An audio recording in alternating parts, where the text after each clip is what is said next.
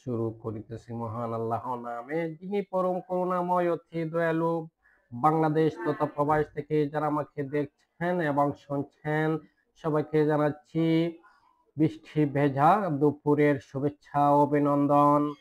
প্রিয় বন্ধুরা, আজকে আপনাদেরকে নিয়ে আসলাম এই যে চৌধুরী বাজার নাথিরাবাদ এই মাঠ প্রাঙ্গণে যে আপনারা দেখতে পাচ্ছেন, এখানে কিন্তু এই যে রাস্তাঘাট পানিতে থই থই করতেছে। অল্প বৃষ্টিতেই কিন্তু পানি জমে এই রাস্তাঘাটে ডুবে যায়। তো এই রাস্তাঘাটে যাতে ডুবে না যায় এবং পানি নিষ্কাশন সঠিকভাবে হয়, তা পৌর প্রশাসনের প্রতি আমাদের জোর দাবি। অতি সত্বরে যেন ড্রেনের অবস্থা এবং ড্রেনের কাজ ভালোভাবে করা হয়। তো এই যে আপনারা দেখাইতেছি, এই যে ড্রেনগুলো কিন্তু পানিতে ভরে গিয়েছে। তো আমরা কিন্তু বারবার দাবি জানাচ্ছি। তো আমি কিন্তু আজকে আপনাদের সাথে কথা বলছি আমাদের নাথিরাবাদ চৌধুরী বাজারের এই যে আমাদের স্কুলের সামনে থেকে মাইলস্টোন কেজিএন হাই স্কুল। তো মাইলস্টোন কেজিএন হাই স্কুল অত্যন্ত ভালো মানের একটি স্কুল। প্রতি বৎসরে ন্যায় এবছরে এসএসসিতে শতভাগ পাস করে আসছে এবং বৃত্তি পরীক্ষায় কিন্তু শতভাগ পাস করে এই যে গেট পায়ে আপনি ঢুকলেন, স্কুলের গেট পায়, এই গেট পায়ে ঢোকার পরে যে আমাদের স্কুলটি, এই যে এখানে আমাদের স্কুলটি।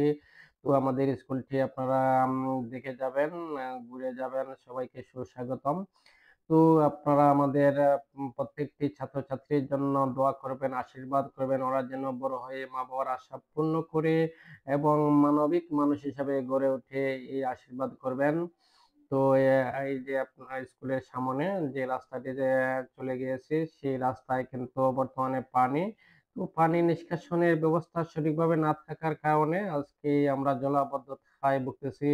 তো প্রশাসনের প্রতি বারবার এলাকাবাসী দাবি জানিয়ে আসছে পানি নিষ্কাশনের সুব্যবস্থা করার জন্য।